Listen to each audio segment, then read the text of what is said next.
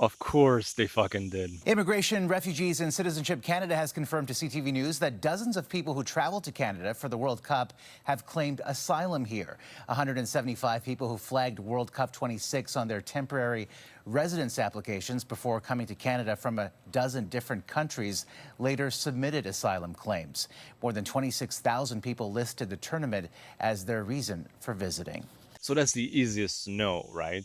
Right? Please tell me that IRCC is not actually considering their asylum claims. You lied on your application. You came as a tourist for the World Cup and you used that as a pretext to just freaking come in the country and claim asylum. Denied. Denied. We have to stop catering to these system abusers. Okay, we're a country with rule of law. We're done. Okay, we're done with the scamming. And let's be honest, we probably know which country they're coming from. We're done with the scamming. Imagine spending thousands of dollars to travel across the world for the FIFA World Cup, only for some visitors to later decide they don't want to leave. That is the controversy now surrounding Canada, after reports revealed that some people who entered the country for the 2026 FIFA World Cup later submitted asylum claims. According to Immigration, Refugees and Citizenship Canada, 175 people who listed the World Cup as their reason for coming to Canada later applied for asylum out of more than 26,000 visitors who used the tournament as their reason for travel. And this has raised a serious question. Was the World Cup simply the reason they wanted to visit Canada? Or was it being used as a shortcut to enter the country and try to stay permanently? Many Canadians are frustrated because the World Cup is not a cheap vacation. Visitors had to prove they had the funds, obtain temporary visas, and convince officials they were coming for a short-term visit. So why are some now applying to stay? In this video, we're breaking down what happened, why people are angry, and what this could mean for Canada's immigration system. If you want more Canadian news updates and stories affecting the country, make sure you subscribe. Let's get into it. Well, who didn't see this coming? Of course. Of course. Because amongst the good, there will always be the few that just absolutely want to take everything in life and make it about themselves and turn it into a situation that probably doesn't even exist. In case you haven't heard, yes, people who put on their temporary travel visas to come over here for the World Cup to Canada are now claiming asylum. Anything to get your foot in the door, right? And our government, too stupid to say no. Too stupid to do any research. There were plenty of other people that came from these same countries that happily flew back when they were done. Not these 175 yayas. No. They'd like to live off the rest of us for the foreseeable future. Big fucking shock. Okay, you guys, big news out of the Globe and Mail, July 24th. You guys can see the headline there. Dozens of visitors claim asylum after attending the FIFA World Cup. So the article shows you that 175 people who flagged FIFA World Cup 2026 on their application for a visitor visa have decided to claim asylum. And people in the comments are literally losing their minds about this. I feel like once they get into a space together, these like anti-carny, anti-immigrant, anti-hotel room, anti-social net people, just like, it's like their words reverberate off the walls and they just can't stop saying the same thing over and over again. And this is what's happening in the comments of this post.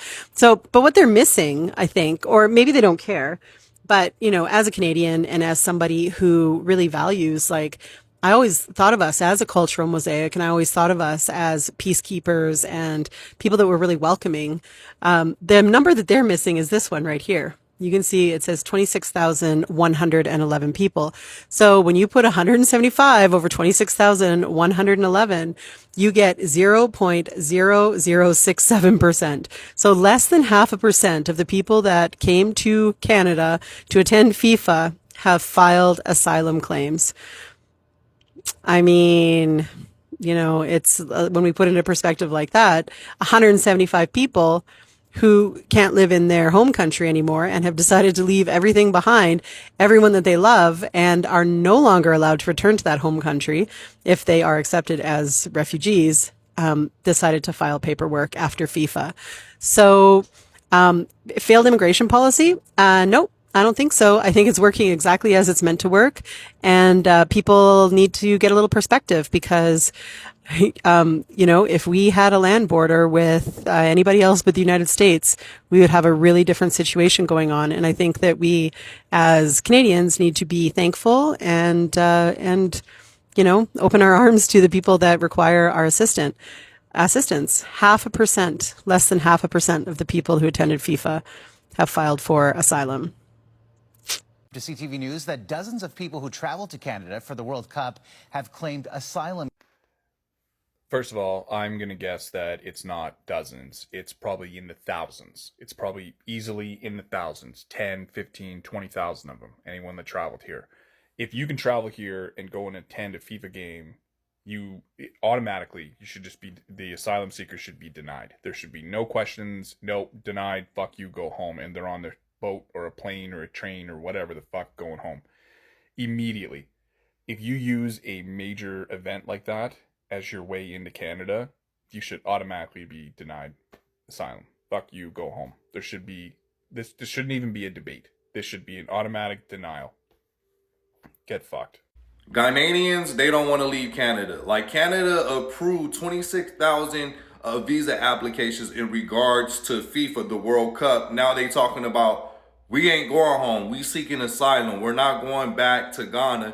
And they have their brothers, 10 Nigerians.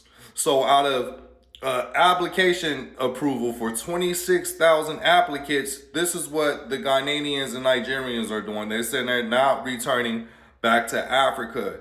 You come to a country to see FIFA. You are approved to go watch these FIFA games, and now you're telling the country that, you know what? No, we're not going home. This is our new home. And this is not Ghana's first time doing this. Back in 2014, they did the same thing when the World Cup was in Brazil, and they stated that it was because of religious persecution. And their government, the Ghana government, was like, nah, y'all, this is a baseless claim. There's no religion persecution going on in Ghana. But yeah, once again, they approved 26,000 applications based on FIFA, the World Cup, for those people to come see, FIFA play, the teams playing FIFA. Now they not returning. They don't want to go home, the Nigerians and the Ghanaians. So yeah, that's crazy, man. And you wonder why people start putting all these visa restrictions on certain countries, right? You either overstaying your visa, you get to these countries and want to do something else. You don't want to go home. Let me know what y'all think about this in the comment section. Holy fuck.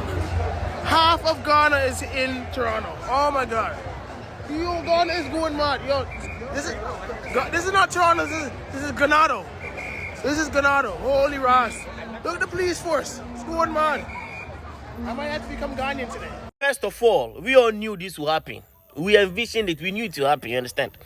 25 Ghanaians who traveled to Canada for the 2026 World Cup have applied for asylum. Imagine America, mass approved the visas of the Ghanaian supporters. Like, it be 10,000 we go the, apply for this asylum something. In 2014, the Ghana supporters that went to Brazil, half of them applied for asylum. And if you apply for asylum and they grant it to you, it means you cannot be able to come back to your original country.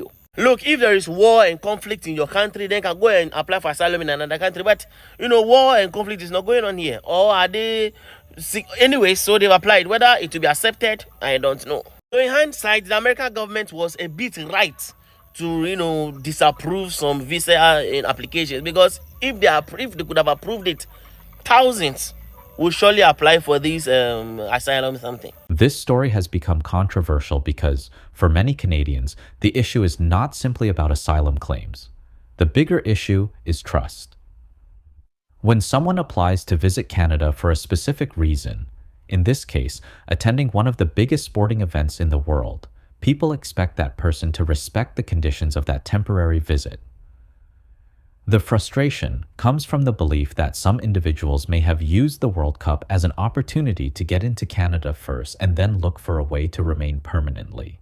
And that is why many people are asking if someone could afford an expensive international trip, attend a major global event, and travel across continents, does that raise questions about whether they truly needed asylum protection? However, it is also important to understand that applying for asylum and being approved are two different things. Every claim must go through Canada's legal process, and decisions are supposed to be based on the facts of each individual case.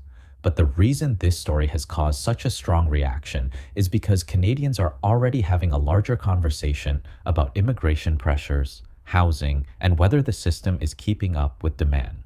A country can welcome visitors and newcomers while still expecting honesty and respect for the rules. Because if people believe temporary visas are simply becoming another way to enter Canada and stay permanently, it can damage confidence in the entire immigration system, including for people who genuinely need protection. So the question is, should Canada introduce stricter rules for people who enter for major events like the World Cup and later apply for asylum? Or should every case continue to be judged individually?